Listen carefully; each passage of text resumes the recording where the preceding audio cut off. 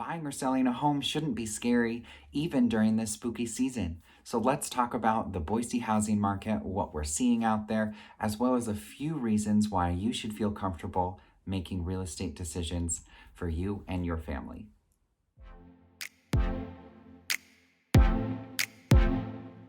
Hello, it's Joshua Barks here with Keller Williams Realty Boise and the Barks & Co. Real Estate team.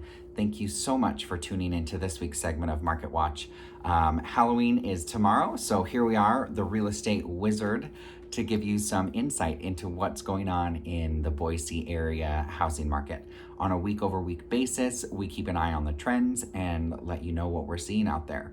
And then in addition to that, I wanted to give you a couple tips and tricks to make you feel more comfortable about making those real estate decisions during this spooky time of year.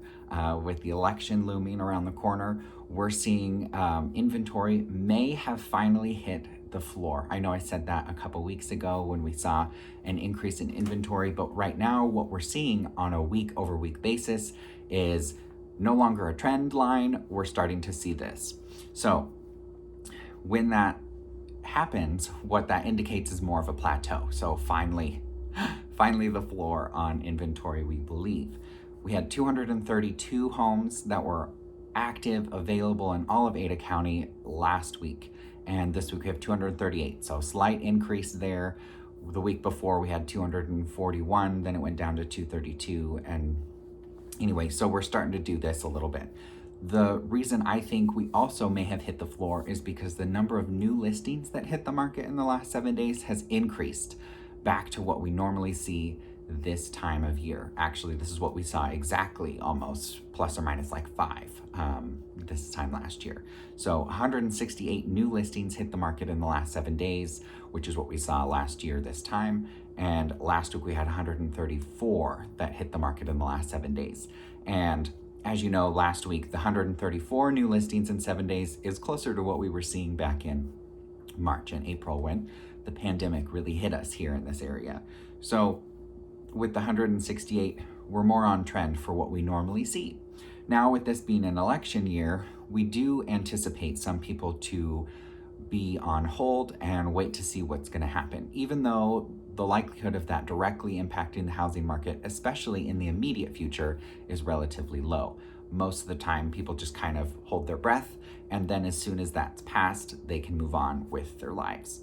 Now, if you have a government job or something like that, or maybe all of your money's tied into the stock market, then the real estate or the presidential election will likely have a greater impact than people working a typical 9-to-5 job and things like that.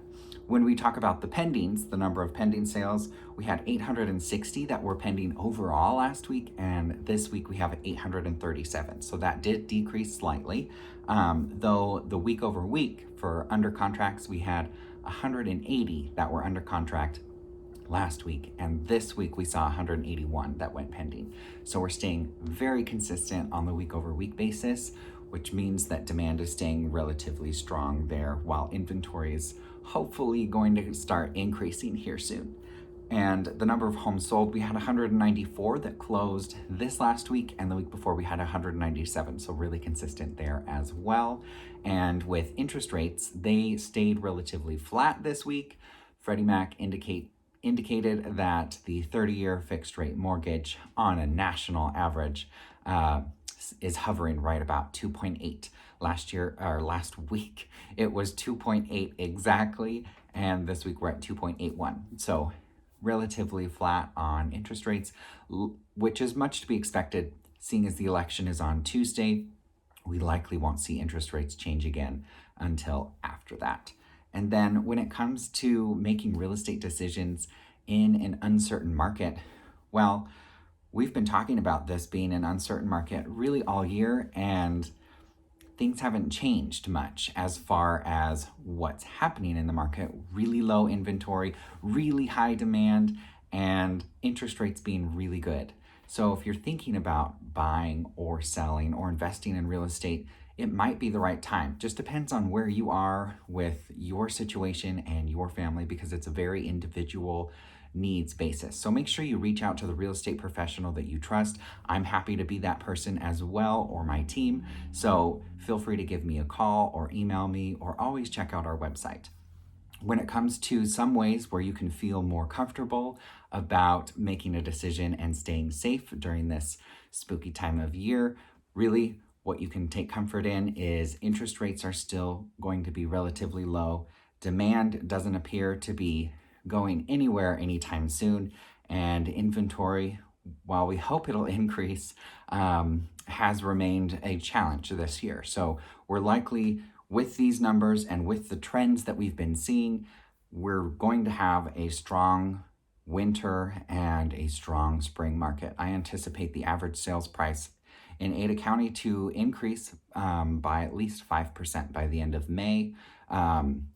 So look for that. Next week, we'll be covering the monthly market dynamics for everything that happened in October. So stay tuned for that. And when it comes to making those real estate decisions, just make sure you have a real estate professional that's looking out for your best interests and can help educate you on what's going on in the market and the different areas that you're thinking about. And really just kind of hold your hand and be your guide, because that's what we're here for. All right, guys, thank you so much again for tuning in.